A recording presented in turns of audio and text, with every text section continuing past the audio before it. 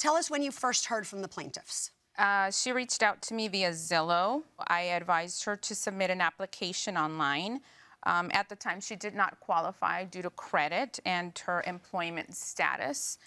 She then explained that she had won a large settlement. She had sufficient funds to pay the rent up front, yes. So credit didn't need to be an issue. Correct, yes. And I did ask her if we can do a FaceTime walkthrough of the property, which we did do. Okay, I was let me on stop my you there. phone, and we had trouble. Hold on, let me stop you right there. Is that true?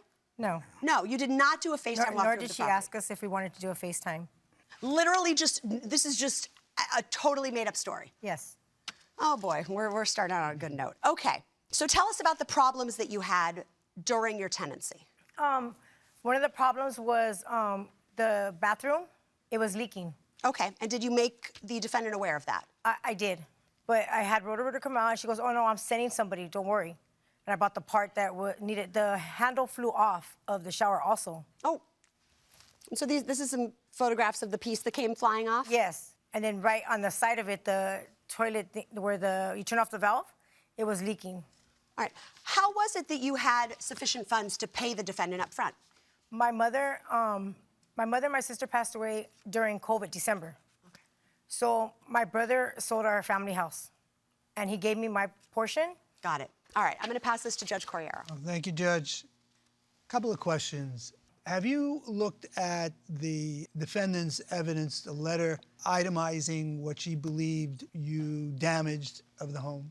Yeah, she sent it to me after I asked her if I was going to get my deposit back. Right. And it was... How long after you had left did she send that letter to you? Like 27 days, maybe, I believe. Mm-hmm.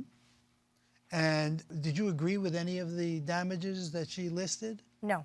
You're sure of that? I'm positive.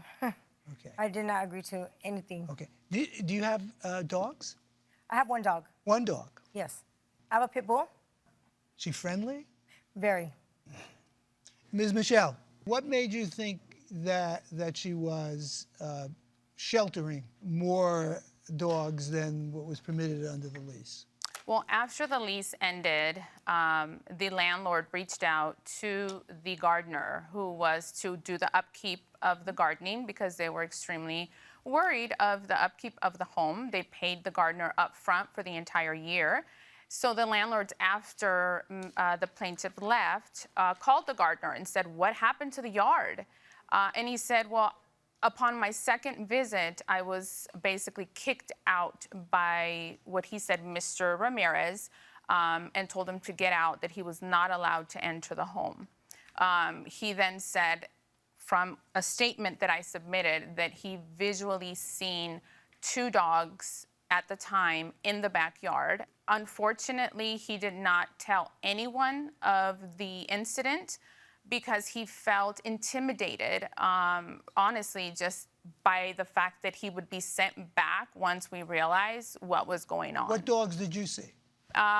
It was, I don't know if it's a bulldog, or it was whatever dog she said, and there was 2 of them, and they were viciously barking at us. Mr. Ramirez, is this accurate? No, it's not, sir. Real quick, if I have a moment, I'll explain what happened. He came, and, you know, if a stranger comes to the house, the dog's going to bark at him. Didn't you? Okay. I went out there to see what was going on. I asked the man, look, in future, can you let us know so we could put our dog away and you can come and do the backyard? You mean he went in without knocking on the door? Yes, letting you know he just went straight to the house because he had a key to the gate. Did you know?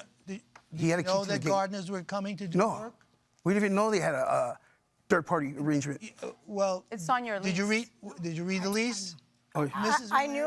I knew, yes, but I guess I wasn't there at the time. But the thing is, she said that my husband was there only for 1 week to help me move in, and then he turned himself in, which we have proof that he did a year. The whole time I was there, he was incarcerated.